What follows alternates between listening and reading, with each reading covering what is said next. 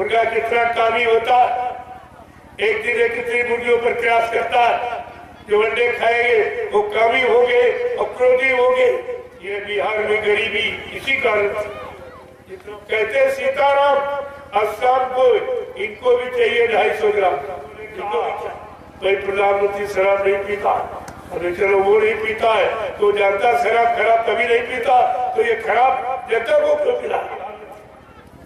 चारों तरफ त्राईमाम को राम बचाओ, लेकिन भारत कभी सुरक्षित।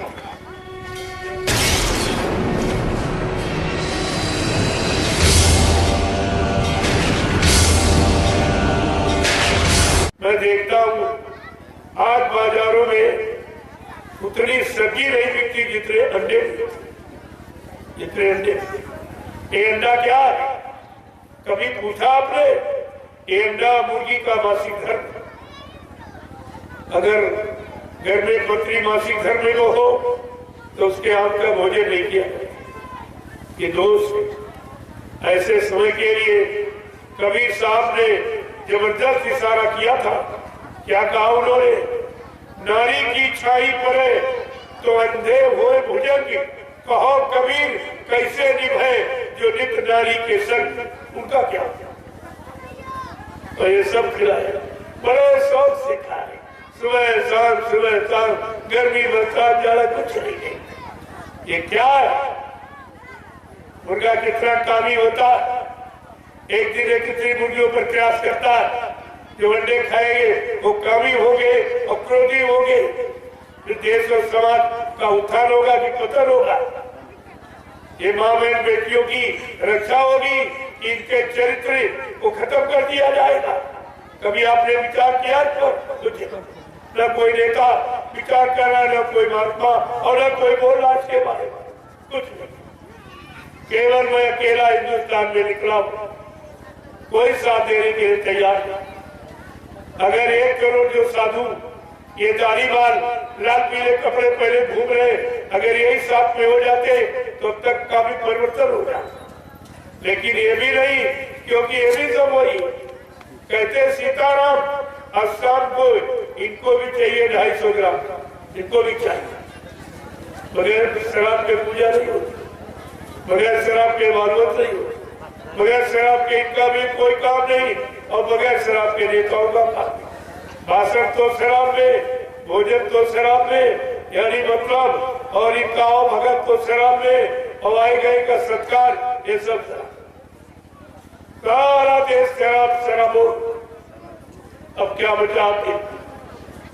शराब जैसा खराब नशा हिंदुस्तान में कोई, जिससे तन खराब और मन खराब और धन खराब और इंद्रिया खराब, समाज खराब, परिवार खराब, क्या बचा आपके? ऐसा खान पान आपने अपनाया, जिससे बचा क्या है? ये बिहार में गरीबी इसी कारण। जितना पैदा करते थे तब शराब कबाब में 4 लाख बराबर, बेचारे गरीब के गरीब। जितने अच्छे लोग हैं, लोगों ने कहा भाई प्रधानमंत्री शराब नहीं पीता, अरे चलो वो नहीं पीता है तो जानता शराब खराब कभी नहीं पीता, तो ये खराब जनता को क्यों पिला? क्यों ठेके खुलवा? क्यों परमिट लाइसेंस दे रहा? अगर खराब है तभी वो इस्तेमाल नहीं करते। अगर ये खराब है तो भारत की जनता को इस खराबी से क्यों मतलब यानी शराबोर किया जा रहा? इस पर भारत की जनता को सोचना चाहिए कि आप जब नहीं पीते हो कि शराब खराब है, आप कोई सामान खराब, आप मुर्गा मीट नहीं खाते हो कि खराब है, तो फिर भारत की जनता के लिए एक खुले ऐलान क्यों किया जा रहा? इनको क्यों इसमें फंसा जा रहा? इनका जीवन क्यों यानी मतलब अशांत किया जा रहा? इनके परिवार बाल बच्चों को क्यों मतलब यानी गरीब किया जा रहा, बेरोजगार रखा जा रहा? यानी तो कम से कम देश समाज का विकास करना ये राजा का फर्ज है। तो स्वामी जी महाराज ने स्पष्ट शब्दों में लिखा है रामचरितमानस कि भगवान राम ने भी राजनीति की इसी भूमि पर, इसी भारत भूमि अयोध्या में राजनीति की और राजा बने। उनके राज्य में क्या रामचरित मानस क्या कहती कि जासुराज प्रिय प्रजा दुखारी असुर न पावा सैन्य के अधिकारी। क्या रामचरित मानस ही लोग नहीं पढ़ते? तो श्री राम की जय बोलते, श्री राम के नाम पर वोट लेते, और श्री रामचरित मानस क्या कहती इसको नहीं सुनते, इसको नहीं पता कि रामचरित मानस कह रही जिसके राज्य में प्रजा दुखी वो राजा नरक में जाता। क्या इनको इसकी चिंता नहीं? क्या ये नहीं पढ़ते क्या झूठ है? क्या रामचरित मानस झूठ है? तो साफ साफ कह रही जा सुराज प्रिय प्रजा दुखारी सुर नरक नरक अधिकारी। अवश्य निश्चित वो नरक में जाएगा, इसमें कोई दोहरा नहीं है, निश्चित जाएगा। क्या इनको नरक की चिंता नहीं? क्या ये रामचरित मानस को नहीं मानते? और क्या कह रहे रामचरित मानस? किस राजा की राजनीति भारत जैसे धार्मिक देश में सफल होगी वो भी लिखा कि राजनीति विद धन धर्मा और प्रभु समर्पे और विद सत्य कर्मा। का राजनीति बिना धार्मिक यानी सच्चे ईमानदार त्यागी तपस्वी चरित्रवान शाकाहारी सदाचारी ब्रह्मचारी ऐसे लोगों से भारत की राजनीति चलाई जा सकती है। इतना साफ साफ लक्षण निकाल, ये लक्षण होना चाहिए। ये रामचरित मानस है, लेकिन प्रभु ही समर्पित जो अपने आप को प्रभु के समर्पित करके राज चलाएगा, केवल अपने आप को सेवादार समझकर सेवक समझकर और प्रजा को पुत्रवत पालन करेगा, उस राजा की राजनीति भारत में सफल होगी। ये धार्मिक देश है। धर्म के लिए भगवान राम को रावण से लड़ाई लड़नी पड़ी, धर्म के लिए भगवान राम को कृष्ण को महाभारत करना पड़ा। ऐसे धर्म की स्थापना हंसी मजाक में नहीं हुई। कितने कुर्बान हो गए, कितने मारे गए, कितने घर वीरान हो गए, कितने यानी विधवाएं हो गई। अब तब ये धर्म की स्थापना हुई और आज वो भी खत्म। ऐसा राज्य आया सब न धर्म न धार्मिकता न कोई धार्मिक।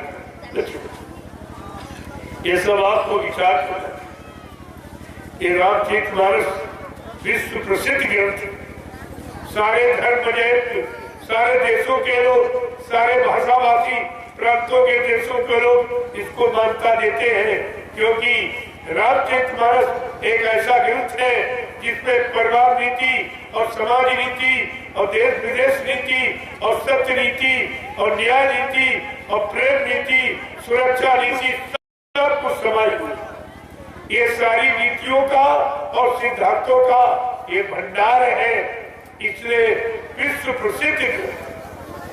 कई लोगों ने उसको भी तराजनी दी।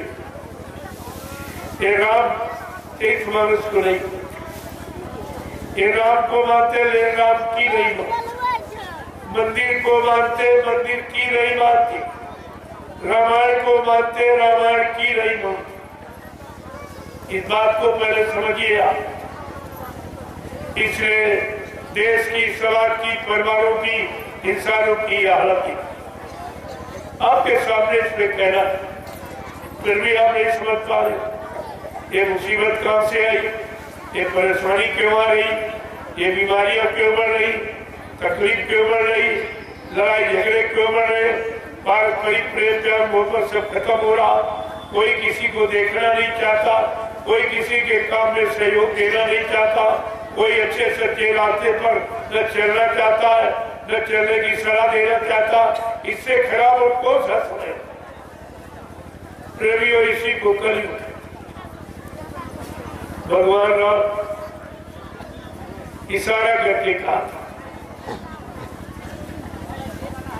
कि सुनो सिया कलयुग में काला धन और काले मन होंगे, चोर उचक्के नगर सेठ और प्रभु भक्त निर्धन होंगे। ऐसा समझा सीता से कह रहे आगे कलयुग आ रहा, इस तरह का समाज, इस तरह का मानव, इस तरह के मानव के विचार, इस तरह के शासक राजा, ये सब का परिचय दिया। सुनो सिया कलयुग में काला धन और काले मन होंगे, चोर उचक्के नगर सेठ, लेकिन प्रभु भक्त निर्धन। जो सच्चा ईमानदार है, भक्त है, वो मुश्किल से सूखी रोटी पाए। जीते जी कई बार मरेगा और छंदम भेष में वो विचरेगा। देश बचाने के लिए होगा एक आवाहन, युग परिवर्तन के लिए चले प्रबल तूफान। तीनों ओर से होगा हमला, देश के अंदर धोई घपला, सभी तरफ कोहराम मचेगा, कैसे हिंदुस्तान बचेगा।